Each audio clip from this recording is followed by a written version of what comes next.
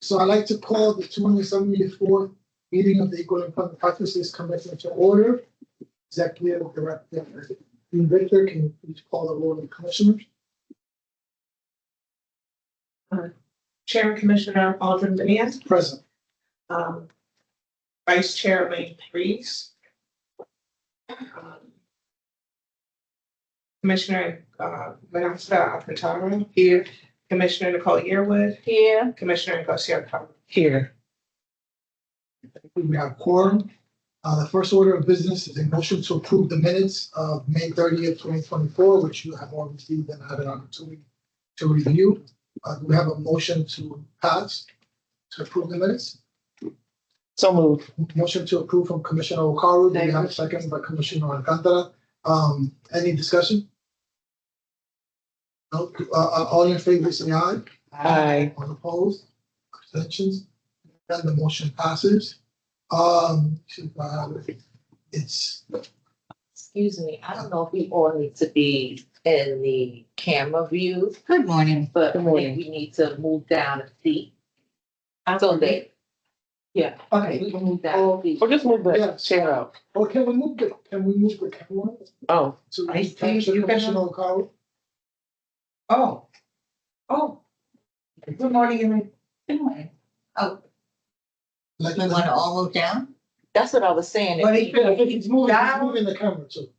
You could just This is, a little bit. so you see me, oh, you don't see, okay. Yes, that's the one. That's You can zoom out, maybe zoom it out a bit. okay. Let the record show as well that we've been joined by Commissioner Elaine Reese.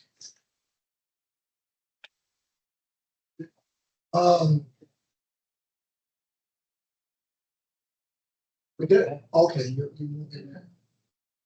Back more, a little bit back. Maybe we could get rid of this. Here we go. Okay, thank you.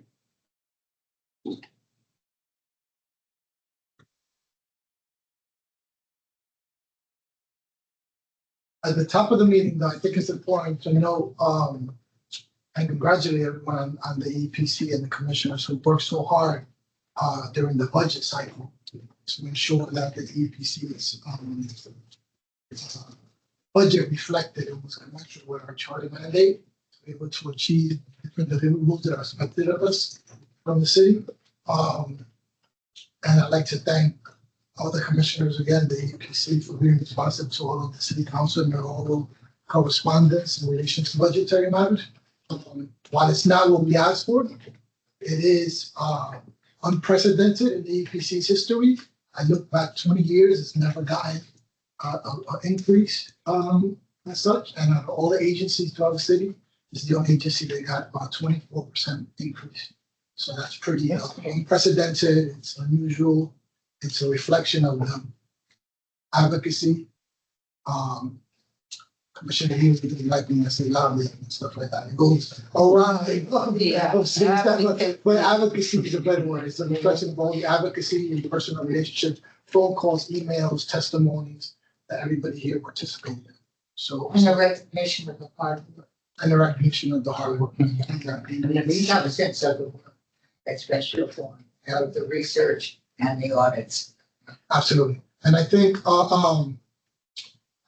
while the hard work has been a constant, right, in the EPC's history, I think that we have, I wouldn't say newfound, but I know we have like a renewed interest and advocates and allies in the mayor's administration, particularly with the first deputy mayor and the chief of staff, which many of us met with, and at the city council with Speaker Adams and Councilwoman Natasha Williams. So I think there's a lot of folks rooting for our work and for this agency.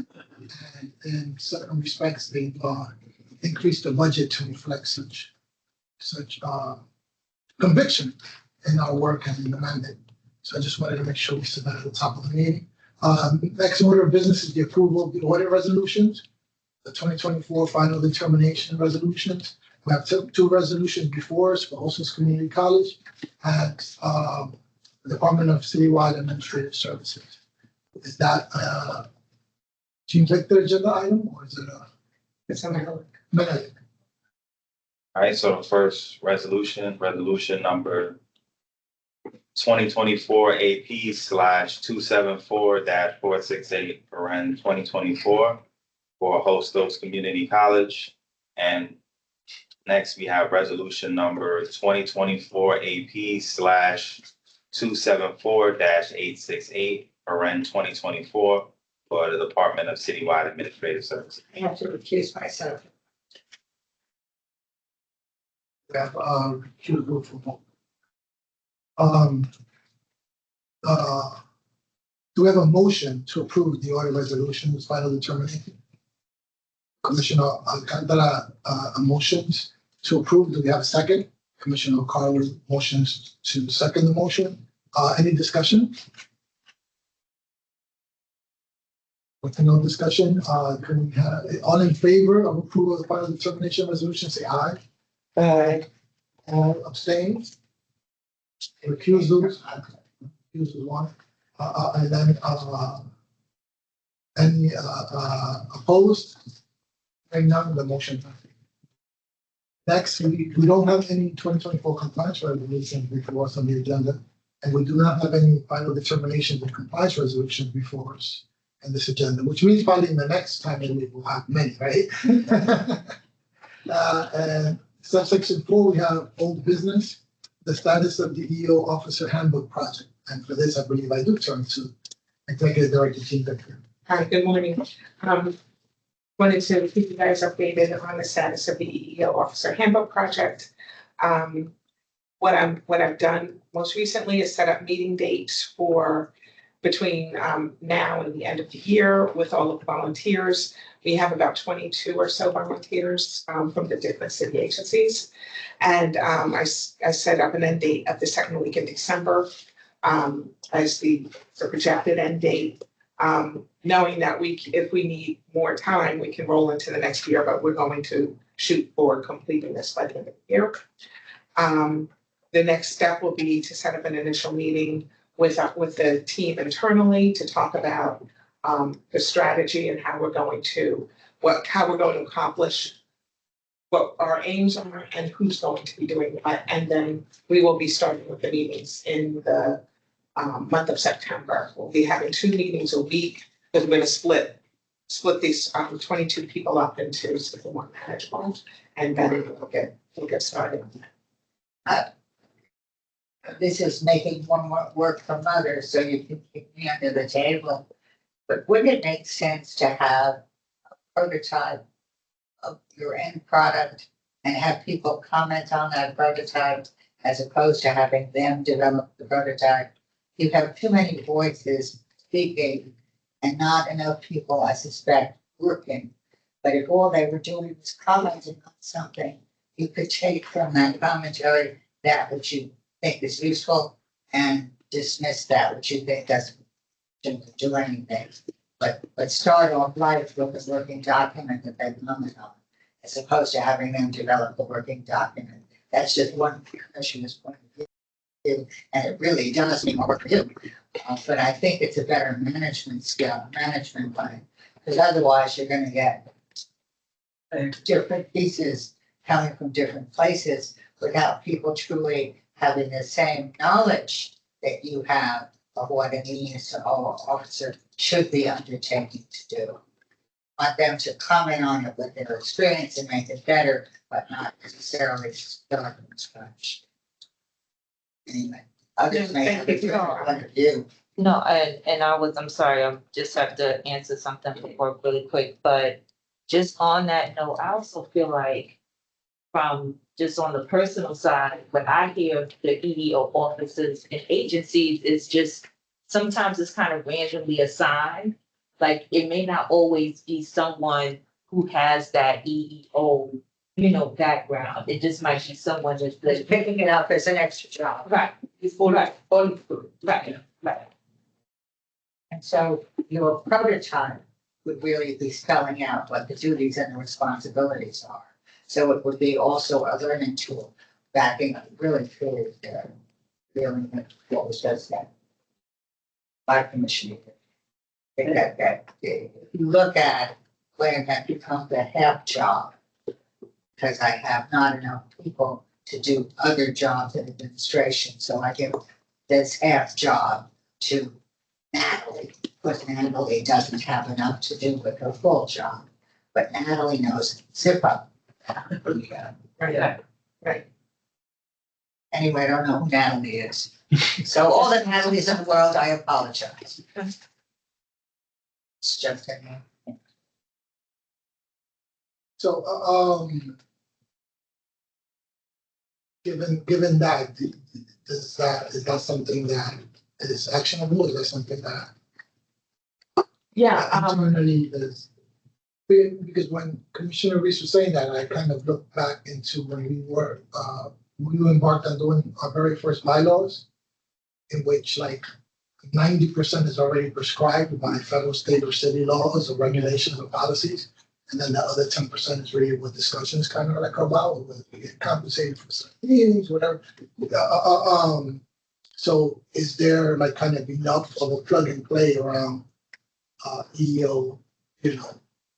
And I mean, I don't know the answer is yes, because that's why we're here, right? There are a plethora of, you know, regulations and policies and procedures that are either considered best practices or legislated. So you guys have enough of that already compiled? But that's what they look against. Yeah. It's what you look against. So it's really just turning your audit standards into standard practices for the office. I was gonna start with a checklist and then have them put them down bones, like where should we put the emphasis? What would be more helpful to the EEO officers if we flesh down?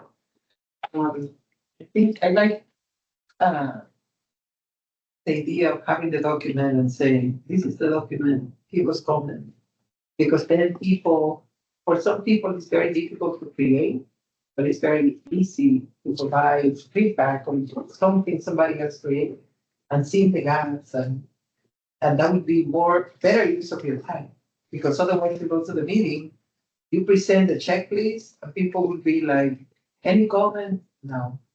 Any ideas? No. But the other point of this is that I don't want it to be an EEPC project so that people just say, oh, this is the EEPC's thing, let's just put it on the shelf. I wanted them to own it. I wanted them to feel that they were a part of it, that they had a part of putting something together. But they do based on commentary. And the nicest thing to say and the easiest thing, I wouldn't do it that way, I'd do it this way. So giving them something to comment on and to pick at. I think you get the same ownership, comment on it, pick at. Without having a tablet for them to comment on and to add to. You're just asking for an individual project by the end of the year. It'll take too long.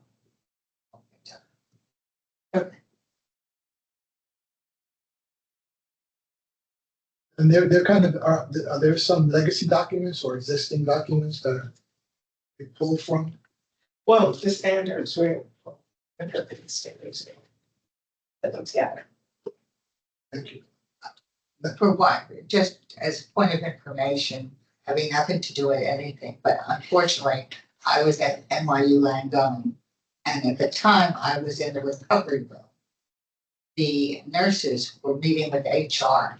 So there were about 20 nurses all listening to something. Obviously, I couldn't hear what they were being told, but clearly it was an active role of the HR, otherwise known as the EO officer, who was there lecturing or giving some uniform information to the nurses. So the role of HR is being played certainly throughout other institutions. I just looked up quickly because I was like, this seems weird that it doesn't exist. So DCAS has an EO policy handbook. How would this differ from that? So it's going to be fairly similar, but we're looking more at procedures as opposed to policy. Got it. Okay. Thank you very much. Um, And you're also looking at the ability of the EOC officer to respond to your audit. I mean, this is truly controlled by the audit, so our handbook will be more audit related. What we are looking for to be as responsive documents, what we are looking for how you deal with complaints. What we are looking for to make sure that you in our terms are responsive to our EO policies. So then that means we need to write it then. I'm sorry, Then that means we need to write it then. and we need to run it. Yeah, Yes. Yeah. We need to run it. Yeah, that's where I was.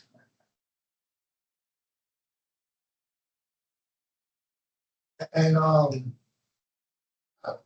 sorry, I might ask the obvious, but I think it's, and I mean, do we have, the internal bandwidth to write something that will be public facing, that's of professional character, if that makes sense? Oh, yeah, I totally understand what you're asking. The answer to that is maybe. I don't know for sure. I mean, we'll do the best we can. So let the commission know then, because it might mean that hiring a consultant to just get the product as much as you can and then hire a professional writer to get it the rest of the way there. We'll continue to give you updates. Next, order of business, the status of certificates of determination of compliance. I believe that's what this is. Yes. I think this is, you know, a huge improvement above what we used to issue in terms of aesthetics and in terms of the font of the New York Equal Employment Practices, in terms of the seal of the city, in terms of, you know, kind of like the feedback we gave last meeting. If there's Absolutely. yes, well, I don't understand the evaluation of employment practices. What does this mean in the center? And the other question is, for the states, we're not allowed to use the seal of the government in any of our communications. Is that different in the city? Just because I like it, but now I know that I cannot use it, so. I don't know right now.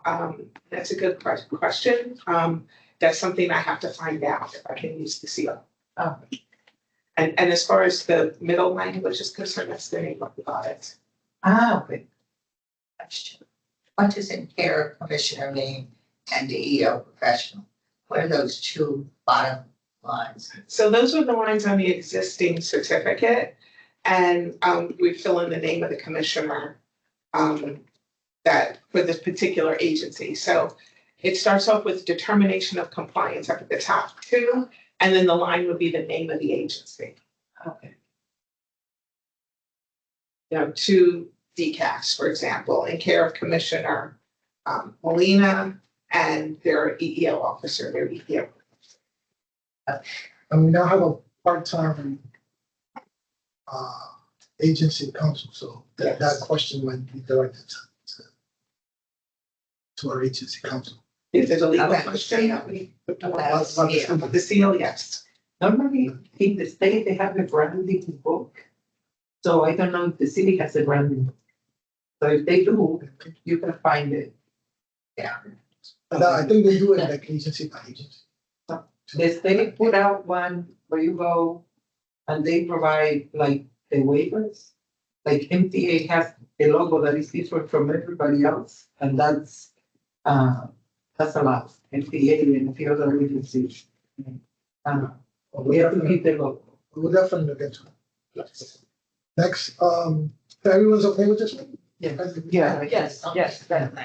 And next we have the status of new EEPC Can personnel. we pay for a second? When they print it, it needs to be that whatever distance from here to here, so it looks center in the page. That's the only thing. Yes. Next, we have the status of the new EPC personnel, and I believe that agenda item corresponds with the EPC organizational chart as a reference point, right? Yes. And it kind of also merges into the next item, which is EEPC budget. Okay. Will you be the person for this agenda item? Right, Executive Director Victor? So I wanted to mention that our part-time new executive agency council did start.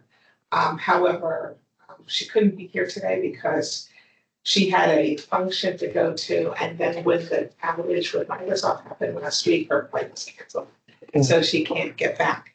So she will be at the next meeting. Having said that, I did want to mention that Imani Bowen, who assisted with the audits, is no longer with us. She's moved on to a different agency. And then if you look at the organizational chart, along with the EEPC budget request, we did receive 3 new positions. These positions, I call them new positions, but they're really a reinstatement of the pegs that were taken over the last 2 or 3 years. And the position on the org chart is where I proposed inserting them. So that would be 2 positions under the research unit and 1 position under the audit unit. And for some of your questions, concerns, or comments, I suggest maybe that if they're very particular on position and budget, that would table it for the executive session, because it's very much longer than what it takes to go I into just got a executive session. question. How long does it take to train an EO program analyst before you can let them be on their own? 4 months, 6 months? It depends.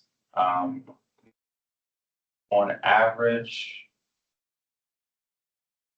I would say 6 months is a decent place, but it depends. Because otherwise they're a trainee position and needs supervision. Right? I think Commissioner, to double down on some Commissioner, as part of Commissioner Reese's question is, as we noted from the organizational chart, one of the EPC challenges is when you look at the number after the name, is we have a staff that's been very recently hired by and large. And it's like maybe half of the EPC has been here less than 2 years, 2 or less years. I wanted to ask, So that's a real challenge that we can, what do the numbers mean? the number of years of service to the EPC. So there's only 1 program analyst that's been here for any length of time. No, okay, I was focusing on the new position. Question, Logan, Tanisha, and Daryl still in training position. Yes. So Yeah. the only one that you can not really oversee completely is Janessa. Yeah, but yeah. What are you? This is the only one. These 3, he is still. But the numbers remain, like not a year yet, already a year and a half. So if it takes 6 months to train someone somewhere, these people are still in status. So like further conversation in regard, definitely the statement is. What is the difference between the administrator of audit and the director of compliance? So the administrator of audits and executive services was the position that Imani just vacated. That position served 2 functions. It served as the administrator, or handling the administrative duties of the audit unit, the records, the setting up of the meetings, paperwork that is involved when final determinations are sent to the agency heads, that kind of thing. That position dealt with that, as well as was meant to serve as an executive assistant function for me. That the difference between that and the director of research, director of compliance was a position that was overseeing the audit unit. That's why I got confused, because she's administrating the audit. So could it be that you do administrator audit / compliance? We could title it that, yes, that's not. Those kind of, definitely for executive session, It's something that not should. material. Ah, This is okay. not. That's the specificity of that, we could definitely. Yeah. In the executive session. If we go to the next, Can I just say one more thing? The, for the, EEPC budget, which we said kind of overlapped with this, I thought that we should probably send some thank you letters, such as the liberty of putting this together, for your signatures, if you are agreeable. yeah, I would only, before the commissioners, you have, several letters, 1, 2, 3. I only ask that if you other people were helpful in this endeavor, provide the names, so you can also say their thank you. I could think of, for example, 1 or 2 other council members that I know. So. And yes, all right, so let's just add those. It's a stupid question. If there's any, is there anybody that wants to be the judge? It's man. Nah, It's not. yeah, that's what I'm saying. I actually, it's doctor. Yeah, it is. Okay, so. It's really nice to put a doctor. Yeah. And shall we see application as well? I can send a letter to the director. I raised whether there was anybody at OMB that one should thank in this, only because at the end of the day, they're gonna sit there with the numbers. They may not have been thankful, but I would try to figure out some way to ingratiate yourself. I prepare a letter for Director Jacques Sheehan. Well, whoever you gonna work out with. I wasn't working with him at all, so Oh, you don't work with anybody at OMP? not at that level. Okay. Next order of business, we have, review of the EEPC audit standards. Oh, I'm sorry, before that, I know you mentioned, Imani moving on, we just wanna, part of the commission, thank her for her service to the Board of Employment Practices Commission. Something that the commission would like to do in writing, to thank her for her service. Appreciating her service, as well as, wishing her well as she continues to provide her time, gifts to her next employment. Appreciating her helpful attitude. Yes, she really was. And if commissioners want to add other kind of content to the letter, definitely communicate that. So like I directed G-Tech, so we can include it. Next is the review of the EPC audit standard. Yeah, at our last meeting, we talked about having sessions regarding the EEPC audit standards. And I didn't include the audit standards in this particular meeting, because I wanted to get a little bit of clarity on what you wanted to do. The audit standards that we're currently under right now, next year will be over. So, because we'll be starting a new audit after next year. So I was wondering if this would be the opportunity to start talking about the audit standards for the upcoming audit. As opposed to giving you the old ones that we sit and talk about and then we're not gonna use them. That's question. We at one point began an audit on sexual harassment. I'm not quite sure what we're auditing at this point in time, but forget that for a moment. What are the topics that you think you might want to focus in on next year? Are the topics promotion?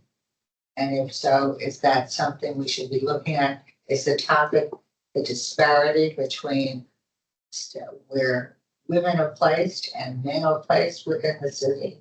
Is that a topic we want to look at? Is it a topic we want to look at as whether or not there's an issue based on discrimination, inherent discrimination based on placement within the job title. Is that something you want to focus on? And then how do we develop standards as to that? I'm just throwing out sexual harassment was a hot topic. A hot topic right now is the disparity in salaries between men and women and a disparity in job titles between men and women. Is there some way that's what we should be focusing on to look at it within the city? My comment back to you, my personal comment back to you is we could use this opportunity to be a model of how to deal with those issues as opposed to being merely reporting that we are like everybody else.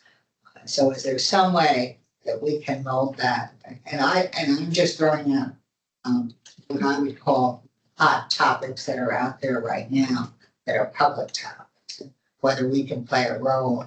It goes to the next, but the other part that keeps nagging on us is nobody knows what we do. So is there some way for us to do something that would give us sufficient notoriety so that we can make a public statement?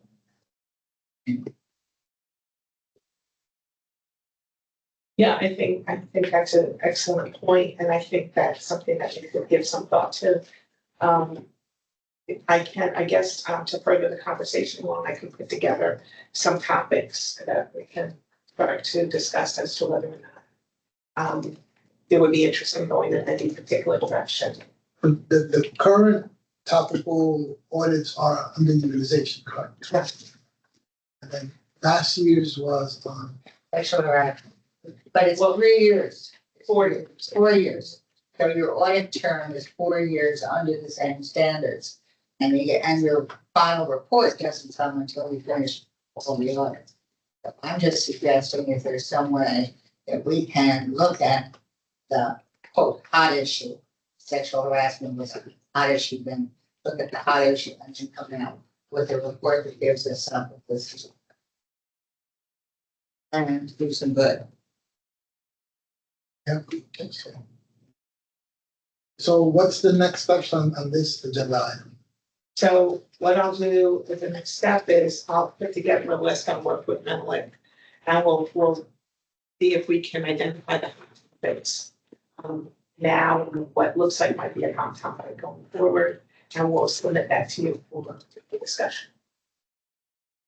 And Next we week, will develop standards Along those lines. no further discussion on this. Then we have the Employment Advisory Committee meeting update. Yeah, I just wanted to update you on that as well. Because at the last meeting, I thought I was gonna schedule a meeting with the Employment Advisory Committee. I'm looking at putting a meeting on in October. And I haven't done anything yet, but I just wanted to at least let you know that it's moving, albeit a little bit slowly, but it's moving good. Next, we have the Women Creating Change panel discussion update. A topic that I'd like to thank Commissioner Nicole Yearwood for putting on our radar. Update from Executive Director Chief Victor. Right, so I submitted some handouts to you in the packet that we emailed to you. It was about,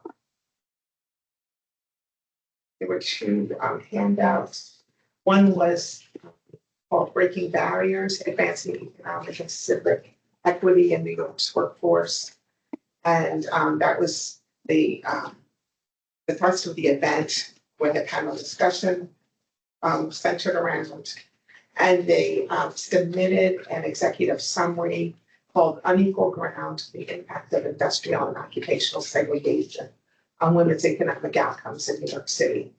And the labor economist that prepared this report found that the gender pay gap in New York City is persistent and between men and women, and particularly with women of color. So I'm so surprised. Really surprised.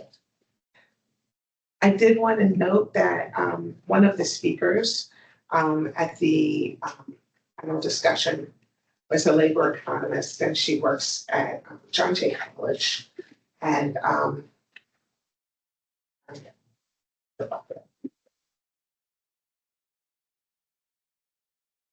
She, she spoke on the panel discussion and was very, very insightful. Her name is Dr. Michelle Holder. She's an associate professor of economics at Johnson College. And I've spoken with her during, the day of the panel discussion, and I understood if she'd be willing to work with us, and she said she was. That would be terrific. Thank you. But it certainly moves her on as a speaker in your next conference. Yes. Next, we have, actually, next is the invited guest that we have, the New York City Commissioner Racial Equity. Yes.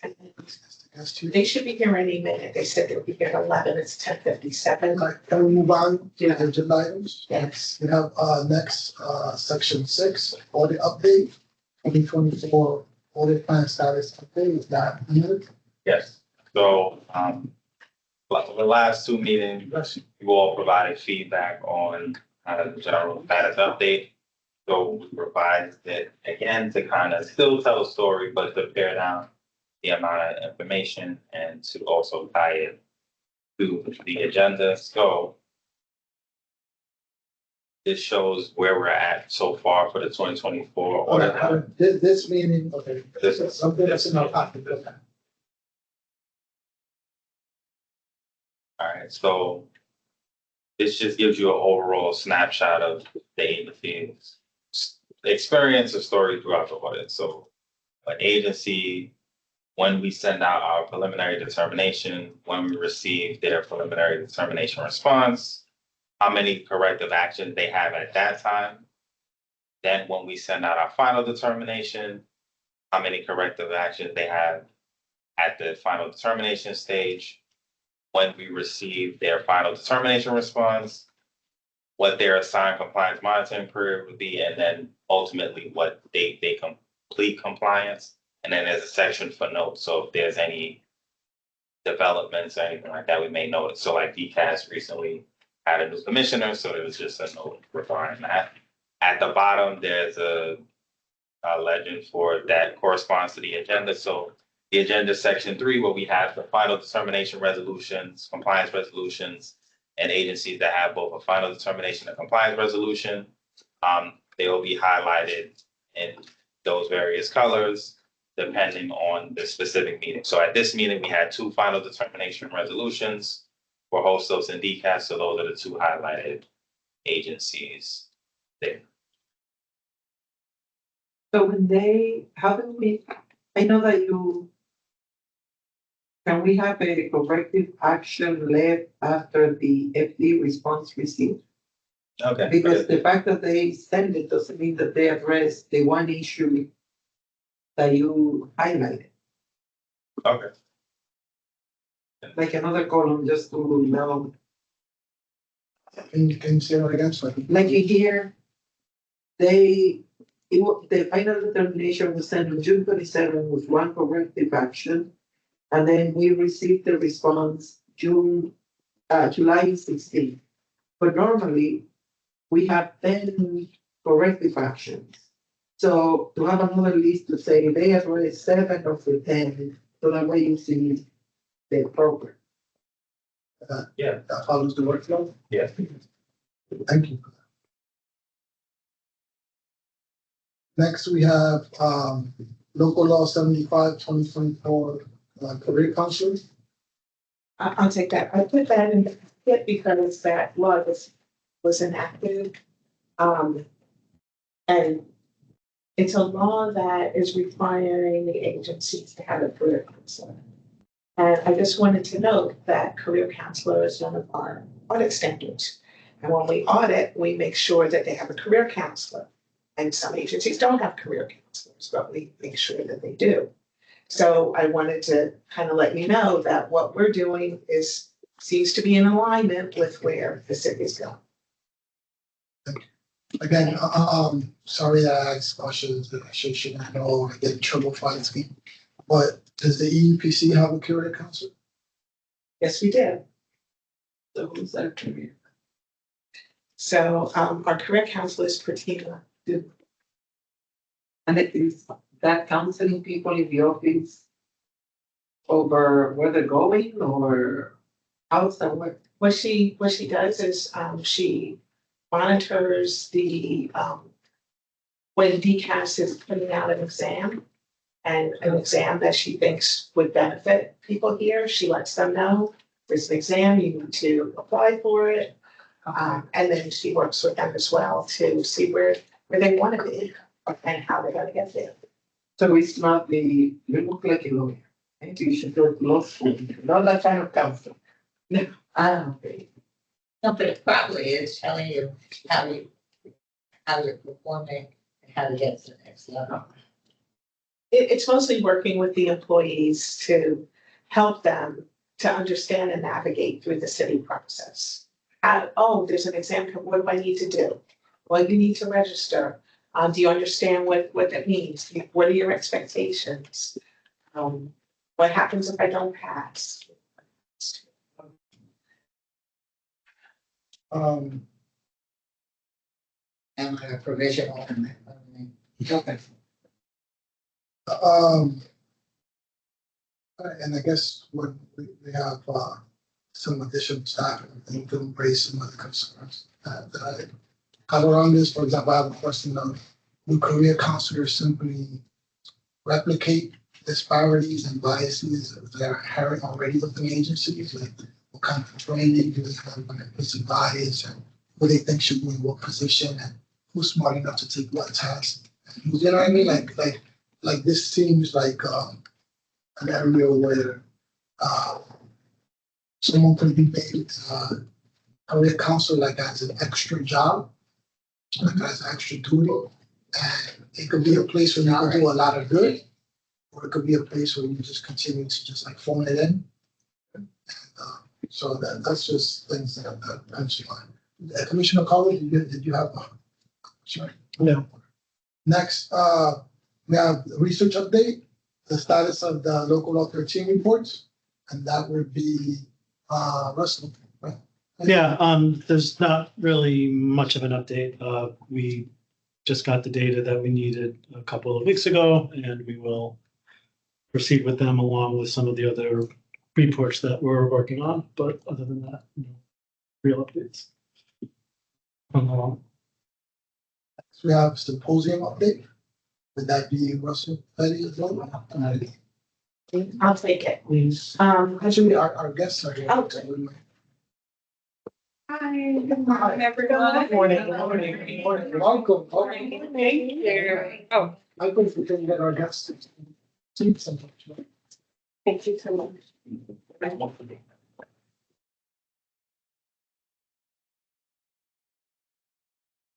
Thank you so much for joining us. Absolutely. Thank you so much for allowing us to present. I'd like to see on the onset, just so you know, we're live streaming. National board meeting, so just so you know, I will fully disclose. Thank you. Thank you. And then I'll just sum it over to our executive director, Team Victor, to just give us some context, welcome and introduce our guests. Hi. This is Linda Tagani. She is the executive director and what's your full title? Chair. Yeah, of the administrator.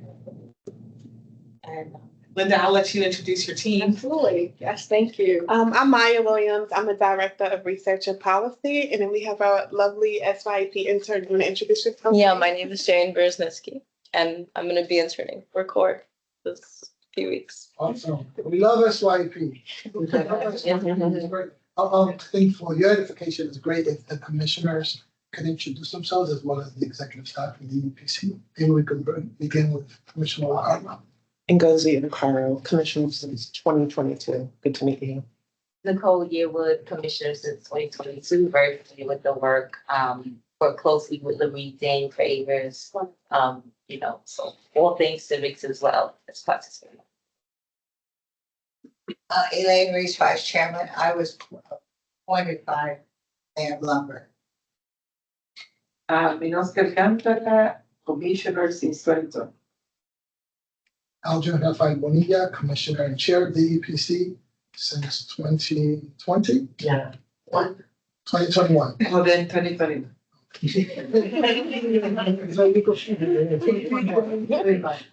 Jean Victor, I'm the executive director of the EEPC. I've been here since 2021. Menelik Allsop, I am the manager of the audit unit. I've been with the EPC since 2017. I'm Russell Ferry, I'm the director of research, and I've been here for 2 years. Thank you all for allowing us to present. Oh, yeah. Sorry. Michael Pinkney, I'm the Human Resources Manager at the Equal Employment Practices Commission, and I've been here since 2019. Thank you all for allowing us.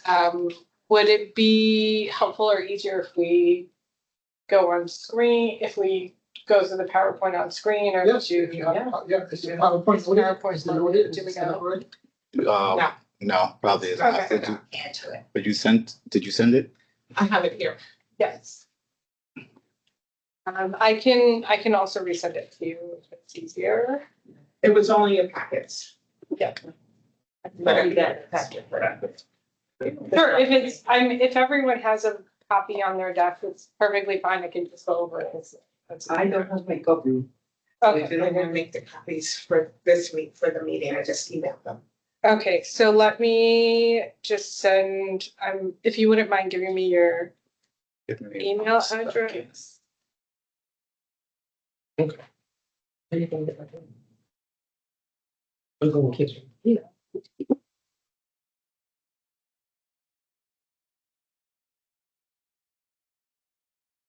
Would you mind typing in your email? I'll give it to you. Or whichever email would be the easiest for.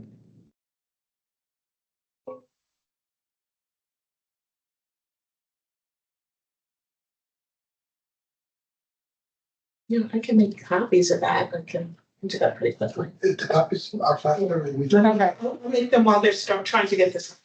okay. Yeah, that might be the fastest way, because I'm not sure who's logged into this. Sorry. Okay, no problem, I didn't put it. no problem.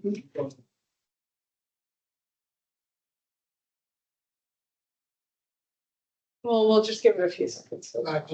No, it's totally fine. If you want to show it from there, you need to send it to my email and I will put it to the desktop.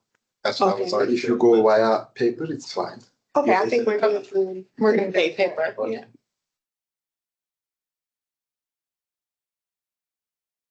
I have to say, EEPC has beautiful offerings, and I am very jealous. We're on the 9th floor. We have a small cutout of seats, and we're working closely with DCAS and OMB to procure some space specifically for. This is, our third office. Oh, wow, We okay. have moved around. Generally do move around, and so. I think this is probably the largest amount of space we've done. But. It is what it is. Well, we're excited to hopefully get some space soon. I think. And it'll be spanking and I'll sign your awesome. That'll be awesome. I hope so. From your mouth to OMB. OMB doesn't listen. So far, I think we've been really, really lucky since I've started. We've had great relationships with everyone, and we are growing at a fairly fast rate. So I'll just do a quick overview, and then we'll go deeper when we have the PowerPoint in front of us. So Linda Tadani, I'm the inaugural chair and executive director, so the commission is really new. We were launched according to the charter August 1st of 2023, so we're actually coming up on our very first full year. However, I did not start in the role until October 11th, so we're going to be celebrating 2 anniversaries. I like to think about it as many New York couples will go to the Justice of the Peace. And then they'll have a ceremony after, yeah. So So we, you're in the real way. so October is a real wedding. And August 1st was the Justice of the Peace wedding. So we are coming up on a year, and I'm happy to report that we have both a great amount of staff that has gone citywide and have really listened to what community members have to say about particular actions that they want government to take to increase equity. Wonderful. And I'm going to talk a little bit more about what our mandates are out of Iberia. So I will say, just to get us started, you know, CORE in some ways is an experiment in democracy. So you had mentioned Laurie, Daniel Favors. So Laurie and many others were on the Racial Justice Commission, which many of you may remember was the former commission, former charter revision commission that was launched under former Mayor Bill de Blasio. At that time, it was 2020, George Floyd was murdered, Breonna Taylor was murdered, Ahmaud Arbery was murdered, but many more across the country. And so there was a push in New York City within this like national moment to address racism, and not only racism that's interacting between people, but the structural racism that exists within our laws, our policies, or procedures.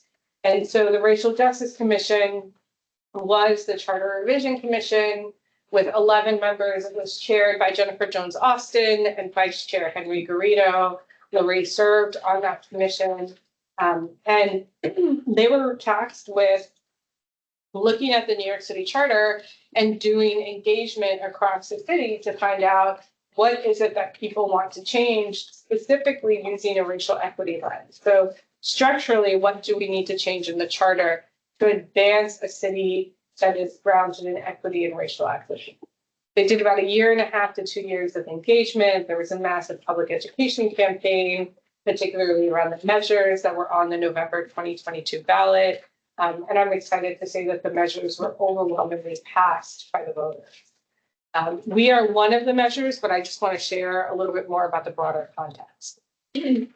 One measure was New York City voters were asked, do we want a preamble that would ground our New York City Constitution in equity values? And they said yes. And we have not had a preamble to our New York City Constitution since the 1600s or 1700s, is my understanding. What does that mean?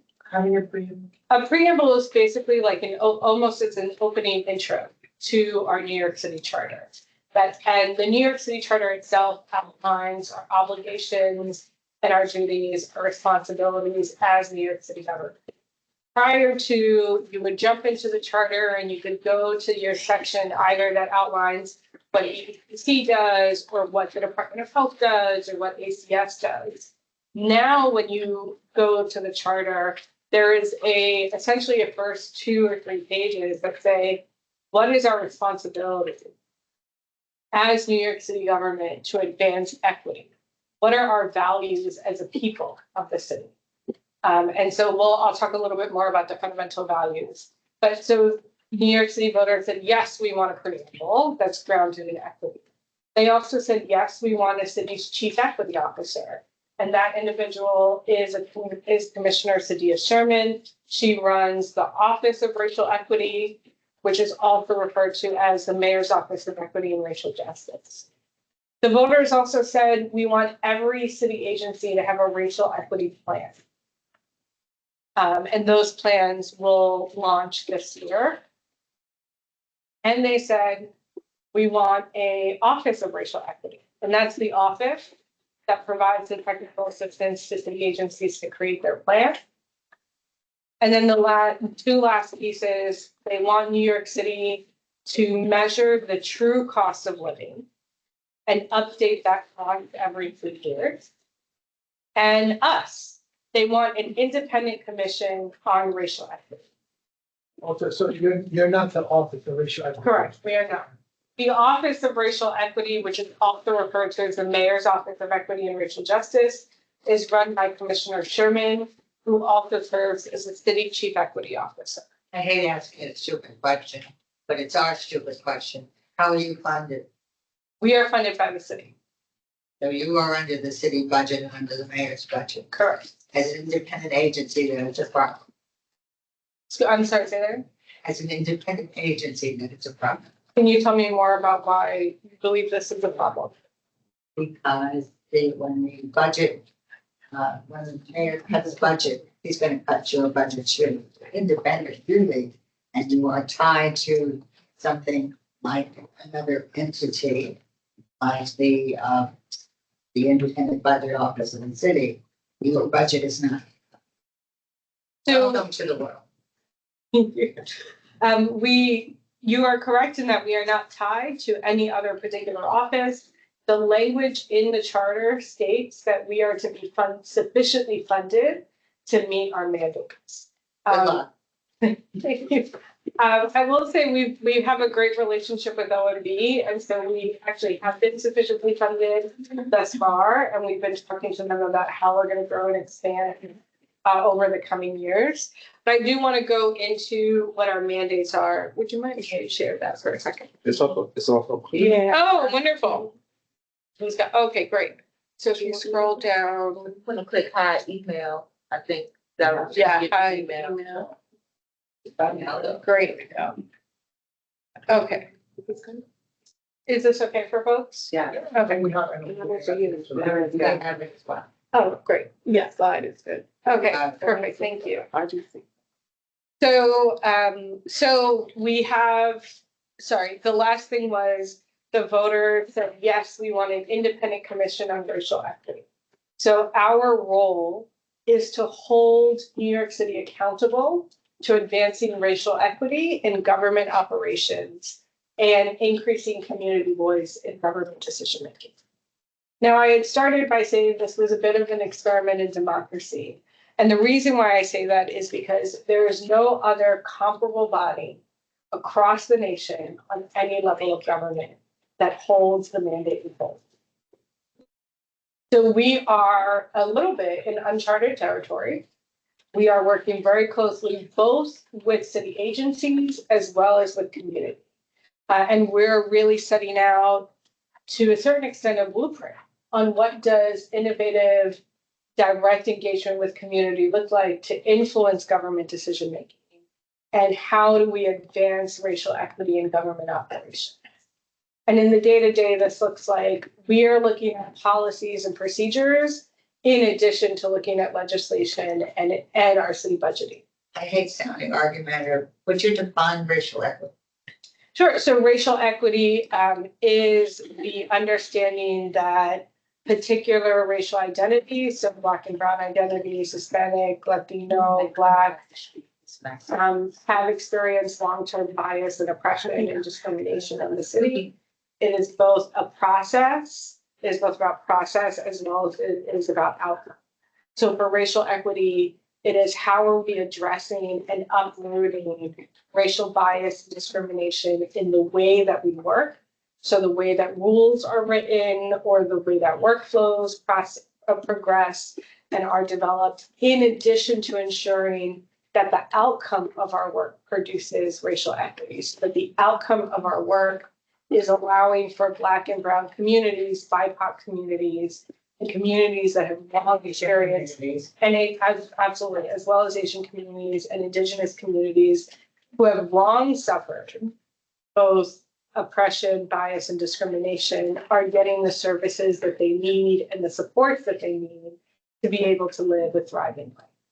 So it is both about process as well as it is about outcomes. So we are going to be looking at policies and procedures and manuals in addition to investment, in addition to legislation. And we're just starting this work. Was that helpful?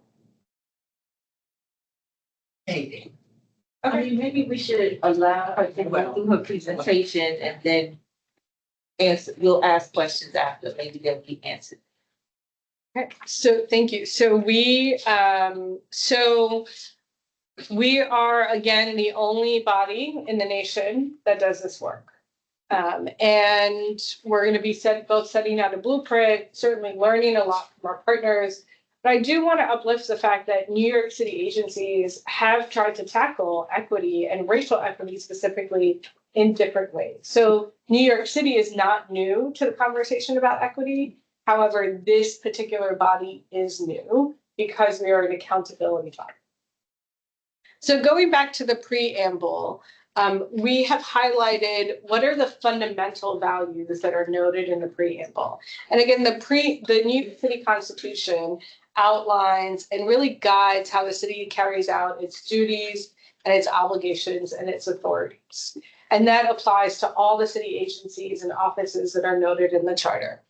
So the first fundamental value is that our government justly values all talents and contributions, that we ensure the condition of thriving for every person, so really moving away from this notion of survival, and working with the city to ensure that people are living in a situation where they are thriving, where they are comfortable with their checks, where they are able to purchase food, where they're able to build wealth for themselves and their families. It's also to say that the federal poverty measure is and has not been acceptable for our communities. And the last is that we embrace vigilance, remedy, and reconstruction. So the preamble has, quite frankly, I think for me, very beautiful language in it that recognizes the history of New York City, right? And as a city, we're coming up on 400 years. And so what I've done is just uplift a particular passage that I think has been really helpful, certainly for me in guiding my work. I'll just personally share really quickly, my entire career, both my personal life and my professional life, is dedicated to ending racism and human suffering in my life. And I am a lifelong New Yorker. And so for me, this passage just reminds us and raises that the Commission on Racial Equity, and I would also argue the EEPC, as well as many other campaigns in New York City to advance equity, didn't come out of nowhere. That our ancestors, our families, our friends have fought long and hard for this, many of which have suffered for it. And New York City has a very rich history of social activism, social justice activism. So we're really standing on their shoulders. And in order to address and uproot inequity, we have to recognize the history of it and how it's embedded in our structures. And so this passage brings to the forefront the recognition of our history, the fact that we are standing on the shoulders of great people, some of which who are long gone, but who have passed the baton to us, and that it is our duty to ensure that our future generations do not experience racism, bias, and oppression. And so we're really doing this for a better New York City for all, but certainly for the next generation. So I'm going to go into what our mandate is. So we have 5 particular mandates. And I will note the charter has more extensive language for some of these, and I'll note where. But these are the highlights. So the first is to identify and propose citywide community equity priorities. It is important to note that this is the first time the city will have community-informed and generated equity priorities that cut across all of the different agencies. So the equity priorities are not based on what should the health department do, or what should ACS do, or what should transportation do, but rather what are the actions and the priorities that government should do to improve the well-being of marginalized communities. So of our BIPOC communities, what is most important to them about their well-being, and that will create the community equity priorities. This is really important to note because community equity priorities are to inform the city's racial equity.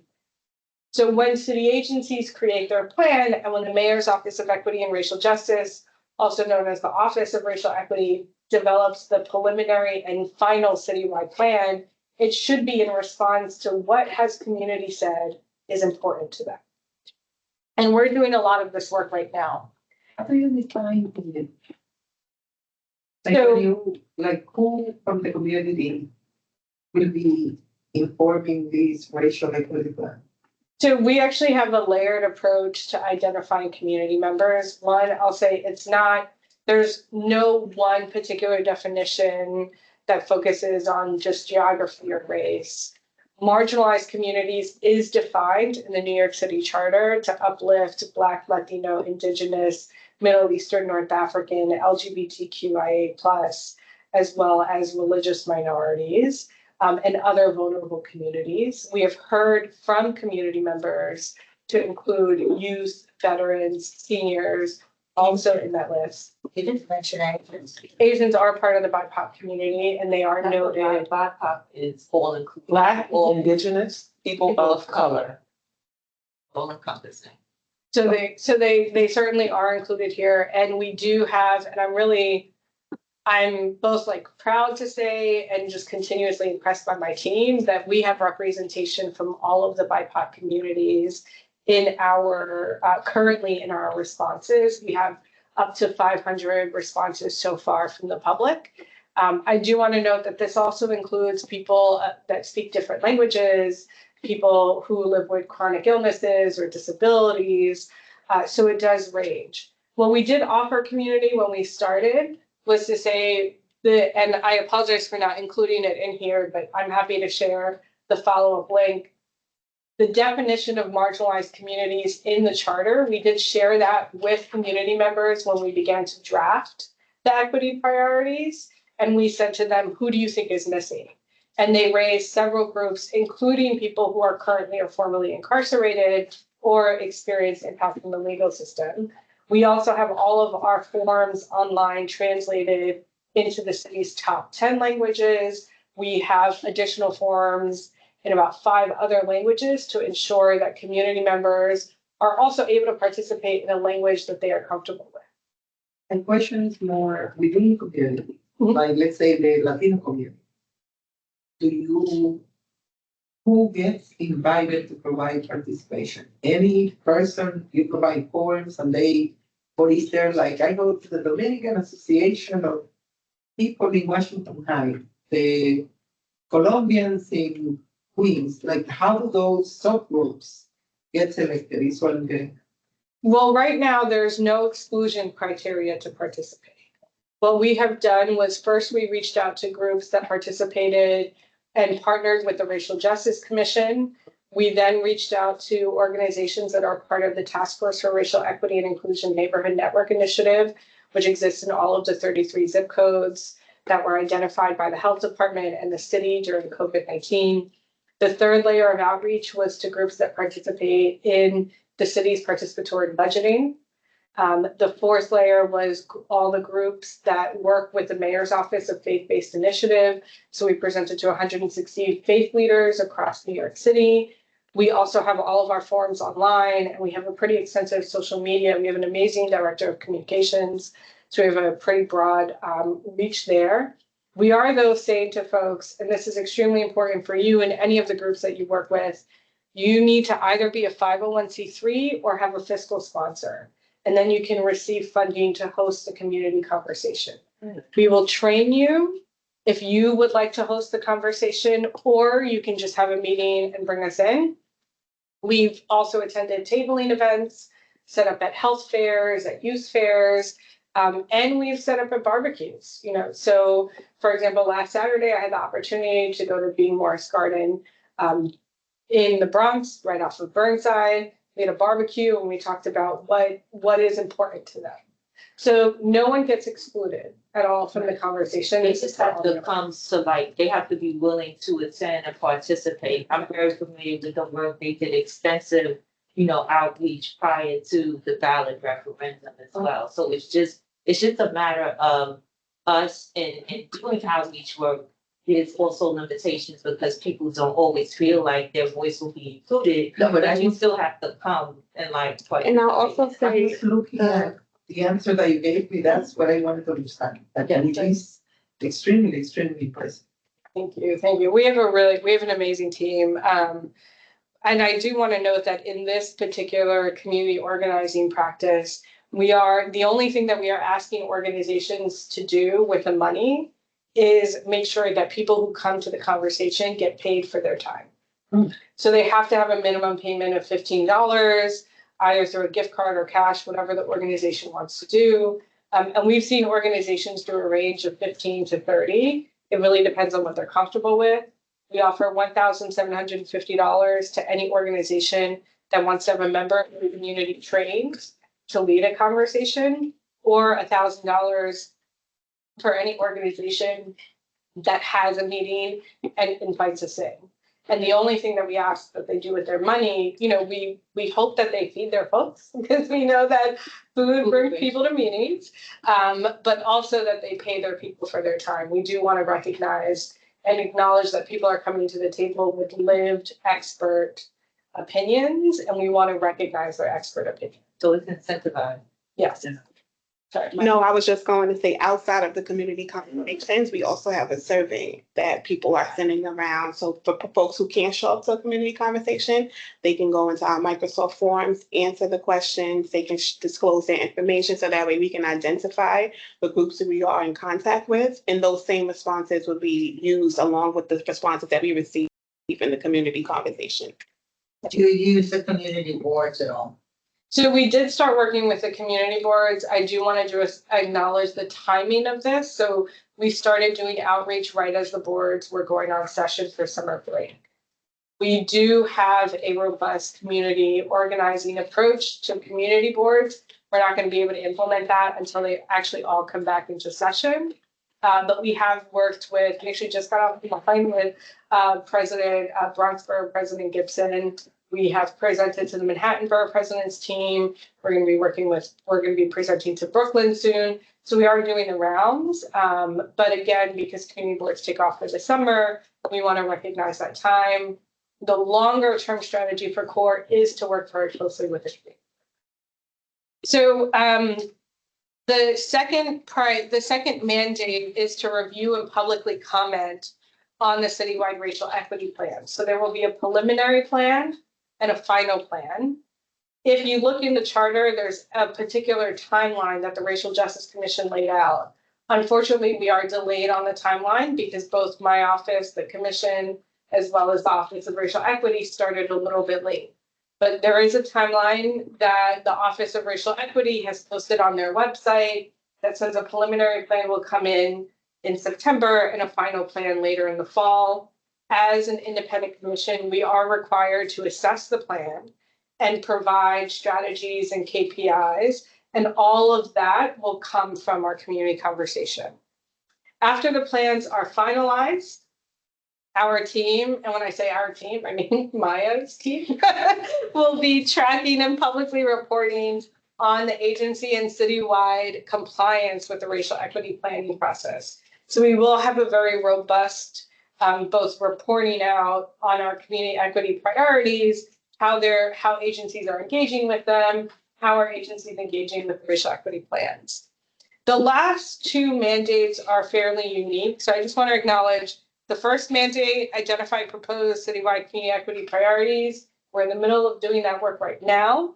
The two that I just referenced will have to wait until the plans are published, and then we will be able to launch that work.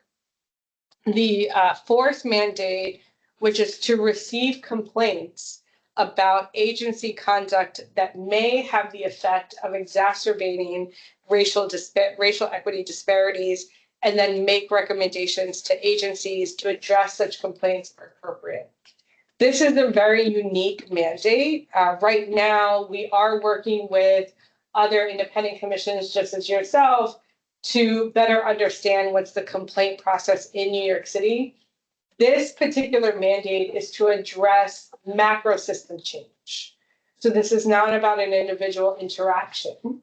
However, if there are multiple interactions that show a pattern, then that's something that we can address. But if we receive a complaint about a particular interaction, whether it be with a city worker or a police officer, we would of course refer those to the agencies that address that. So CCHR or CCRB, the city still has 311. But we are very unique in that someone would say to us, there is a policy on record that we think is exacerbating a racial equity disparity, and we want you to take a look at it. So this is again really about macro system change. And we haven't started that work yet. We are developing what that workflow would look like. I'm sure, as you know from your work, there's actually no single definition of complaint in the New York City Charter. And so what we heard from community groups as we started was that they want to work with us to develop this particular process. And we now have a general counsel on board who's going to be overseeing that work. And then the last is to respond to requests of the Speaker of Council and council committees on matters related to racial equity concerns. So we're also very unique, which is my understanding for this particular mandate, that our charter statute explicitly calls out working with council.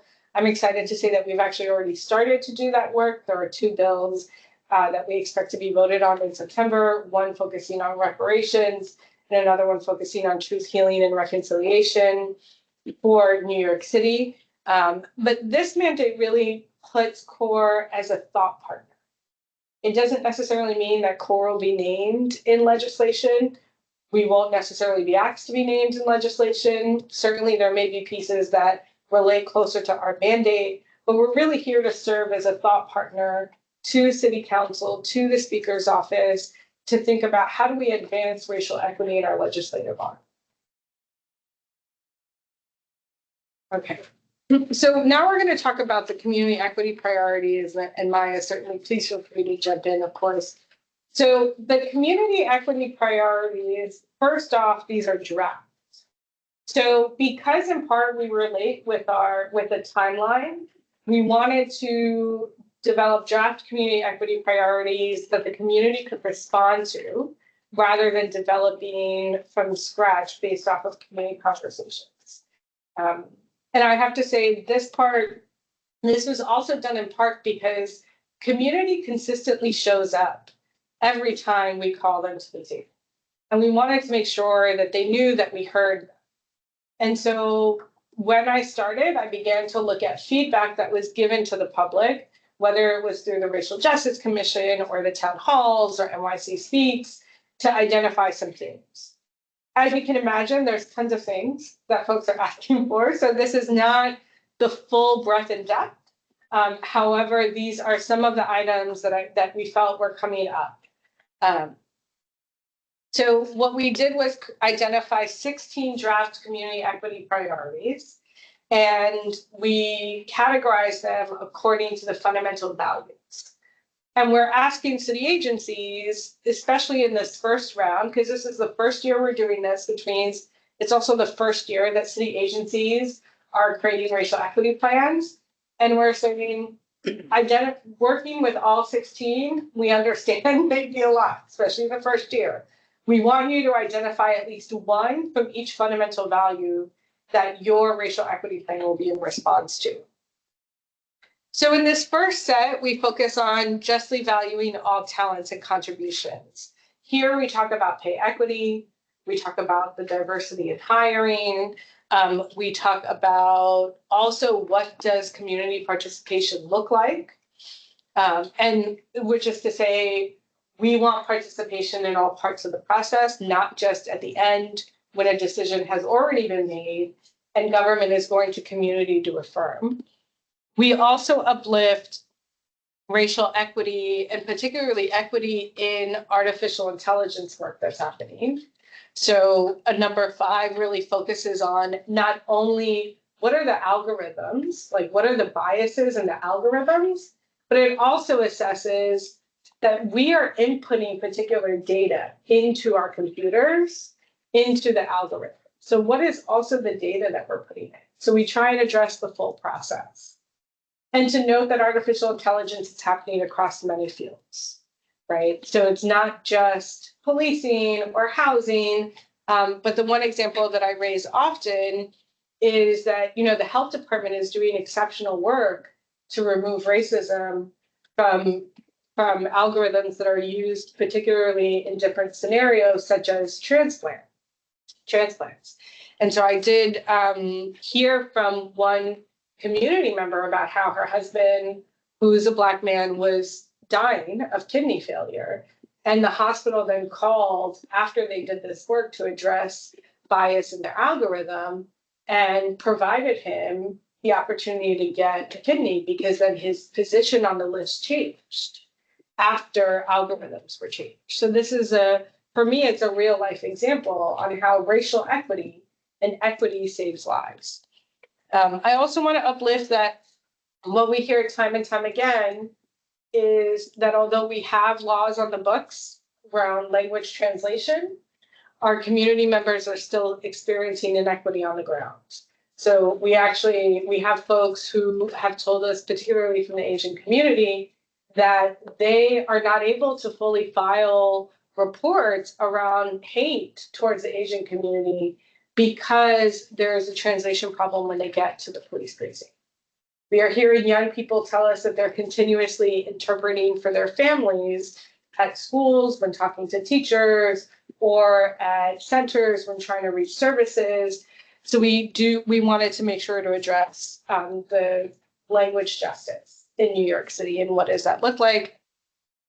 And we were clear not to say the top 10 languages because what we've heard time and time again is that the demographic of New York City is consistently changing. So it's really to reflect what the top languages are, which will allow for this priority to sort of maintain in years to come. Because we understand that the final priorities will be in place for 2 or more years, right? This is long-term systemic work we are trying to change.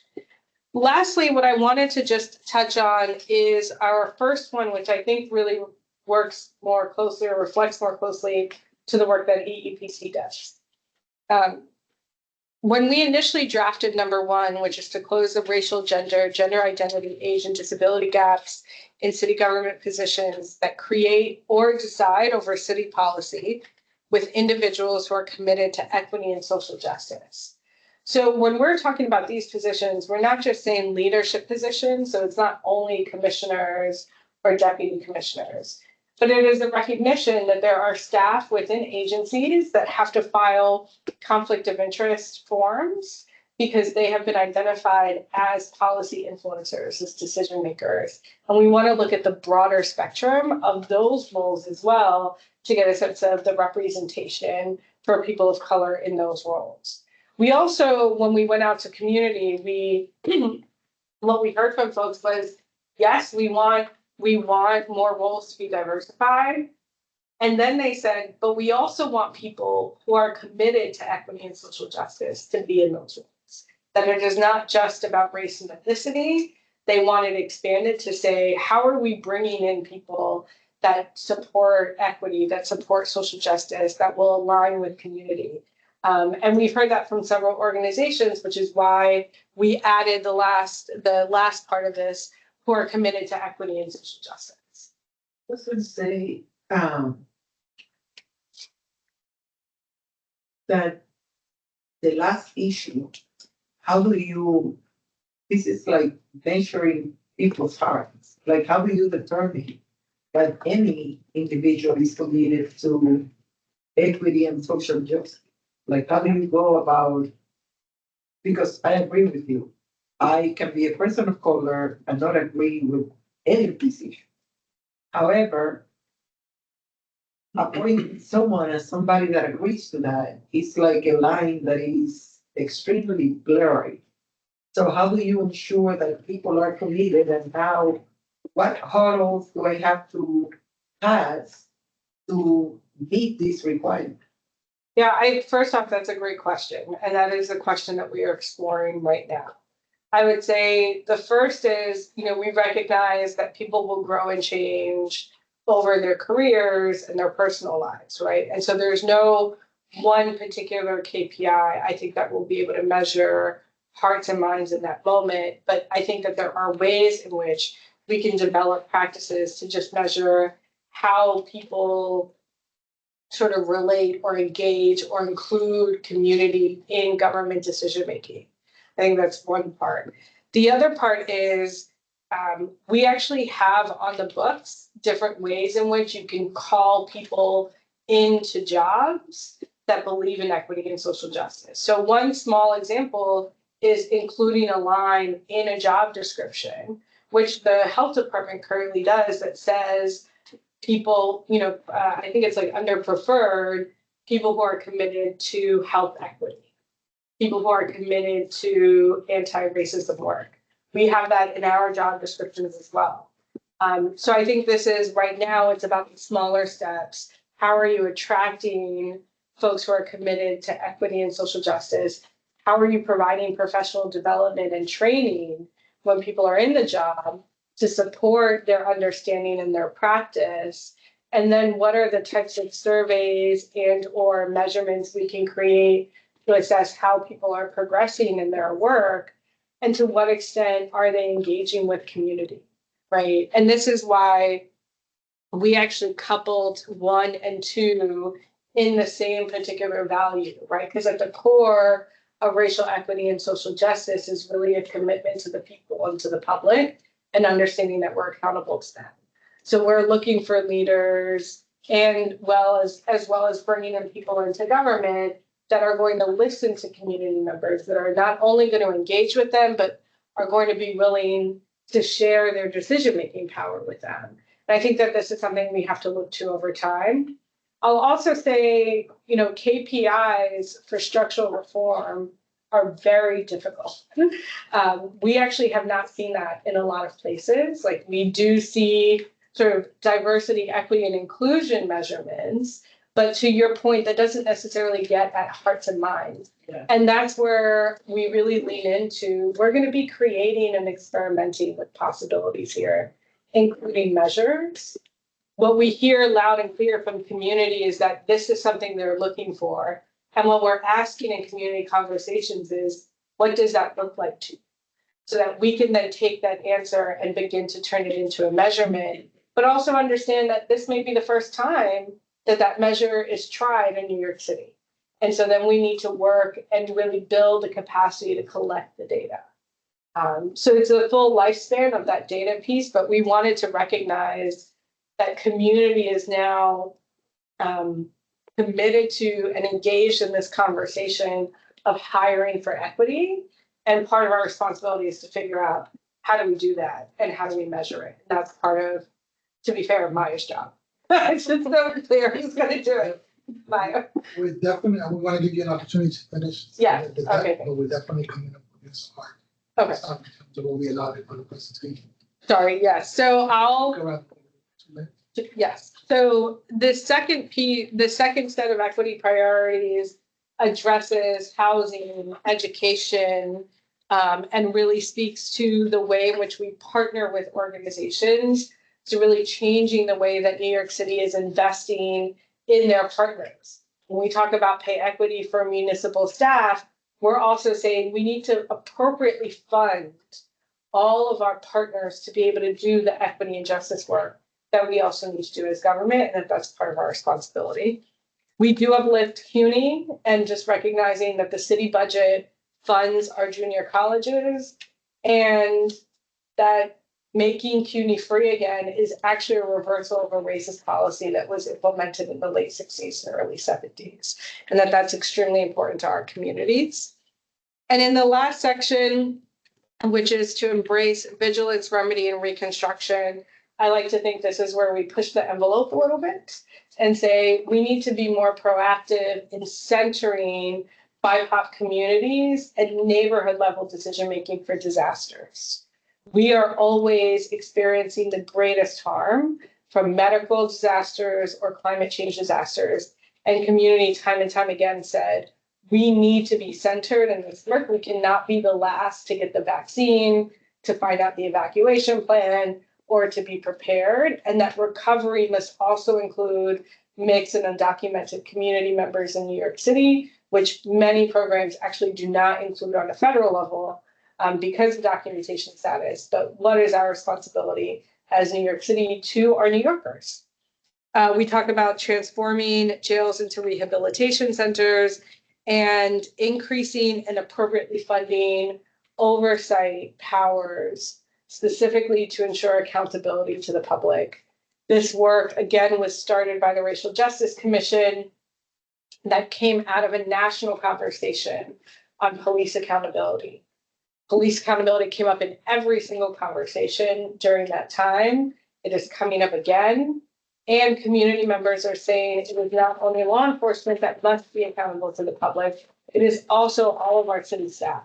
And that bias and discrimination shows up in multiple places where it shouldn't. And we are here for the people. And so we should be accountable to them. So we do call for increased power and authority.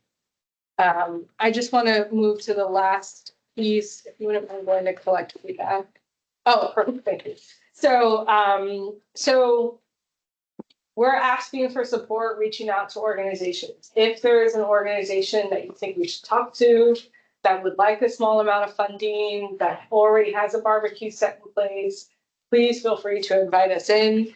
We are on all of the social medias, Twitter, Facebook, Instagram, and we want to come out and hear from your folks.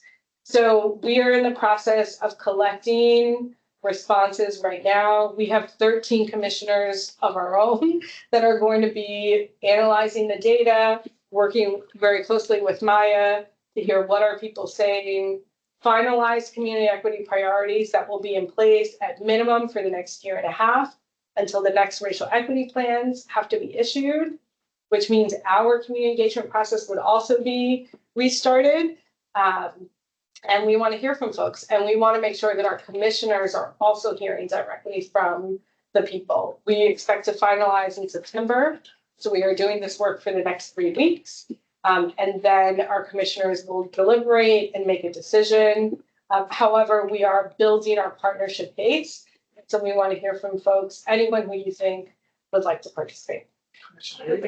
Suggest that you look at our annual reports going back, they've got 20 years of them. But I'm not suggesting you go back 20 years, but probably look at the last 5 reports. That will give you some sense of where some of the biases may be. You also ought to look at some of the last 2 research reports that we have done, because that will also give you some sense of where there are biases within the city. It's not hard to suggest without much to talk to Arthur Rice. It's not hard without who served on this commission as a commissioner and who has just left her position within as you know. It's also not hard to say that you ought to look at some of the litigation that the fire department members of the fire going against the fire department. It's not hard to say or talk to some of the women within the fire department who come to us complaining about some of the testing, and we had no jurisdiction, but you do. And it's not hard to, I mean, there are historically other units that you would find, the disparities that you will find within our own data. So you don't have to reinvent the wheel as you look at some of the entities within the city. I wish you luck, particularly as I read wanting tuition free at the senior colleges. You know that is not city funded, it's state funded. Good. You should know historically as a New Yorker why it happened that way, because we almost went bankrupt, and as a result they were free at one point in time, and they became prepaid because neither budget could pay for them. Good luck. Commissioners, other comments? Yeah, thank you so much. Thank you. There's every reason to believe that in your work, you should consider the EEPC as a partner, shared vision, shared mission. The comments in terms of the work that's been done, I think it's really important to definitely look at some of the work that the EEPC's done around racial and ethnic representation within different city agencies on and thereof. The disparities that relate to occupational segregation, which we documented. And in terms of moving forward, opening lines of communication from our part, we can open to how to be a thought partner in this. And the EEPC is celebrating 35 years existence. So we're both aspirational and optimistic, but we're also somewhat battle hardened. Commissioner Reese mentioned a former commissioner here and former chair of the Civilian Complaint Review, Barbara Rice, which is a perfect example of someone operating on the bullet that you have around accountability and disciplinary power and oversight, and yet is someone who is part of an independent commission like you are and like we are, but in quotes, because all she did was be guilty of holding officers accountable for demeaning against unarmed civilians, as well as asking for increase of budgets to her agency, and as well as trying to hold agency accountable for not providing footage in time for the lapse of statute of limitation. That's to whatever council is being done. Very public thing by a city that's very progressive, by people of color that are very progressive, but yet that speaks to the difficulty of this work and the systemic nature and sometimes what's on paper in terms of racial disparities. It's on paper then, but then what's our index for how we treat each other, and how do we decide and make decisions about one another in council? So that shows the difficulty of the work ahead. By all meeting people, all people who want to move the needle forward for racial justice, but yet these are some of the outcomes. Yeah.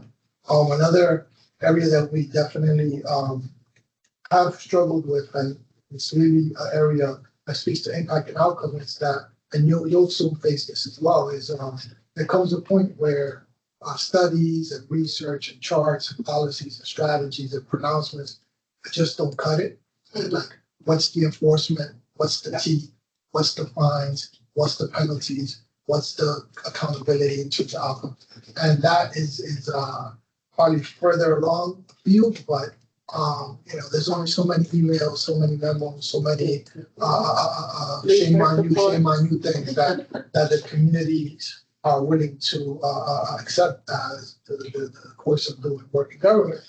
At some point, the urgency and the restlessness and the thing, percolates every so often.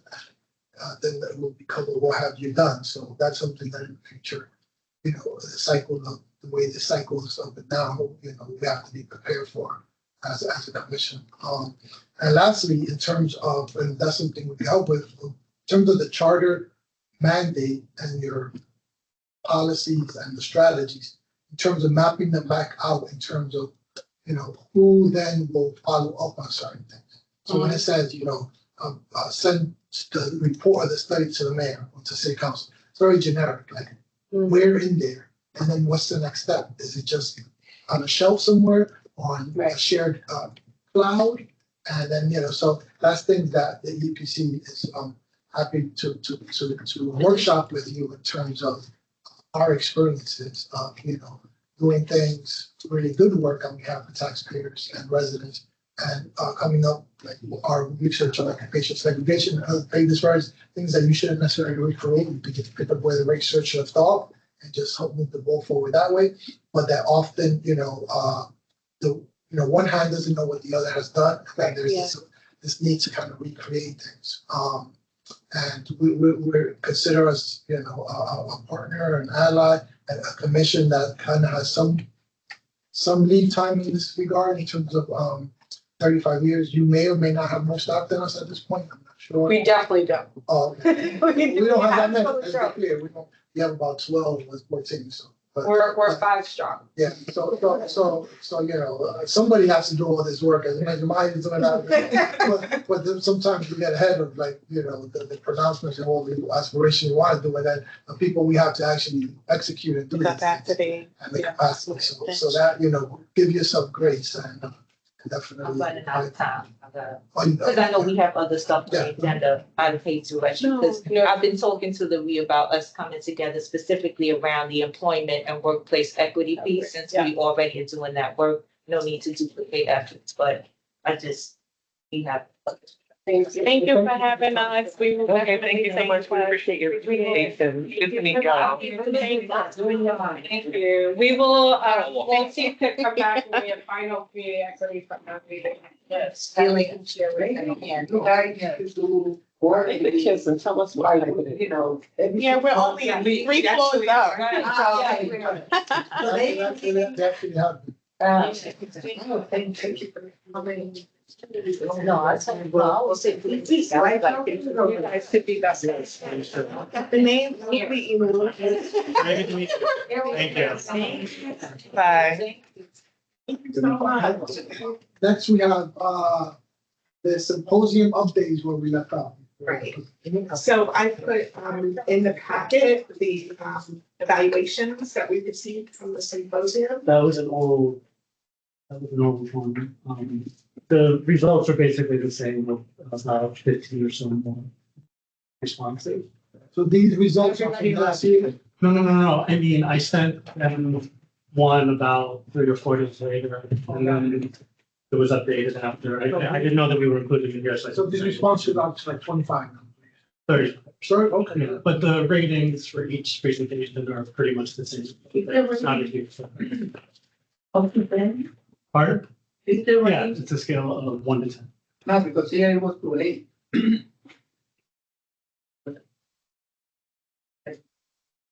Any further questions on this symposium update? Yeah. Next, we have Thank you very much. the city agency pilot program report. All right, I know you guys are in a hurry, so we'll believe the plan is to present to you in September at the Yeah. commission meeting, so. Would it be ready by September?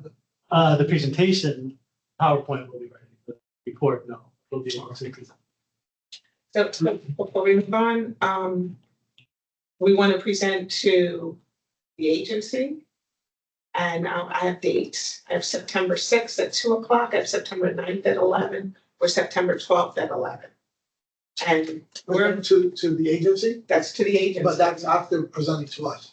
We're meeting again on September 5th. So a week from September 5th would be September 12th.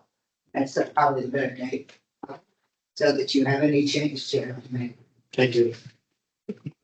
Yep, September 12th. So we can do that. So I'm gonna send an invite.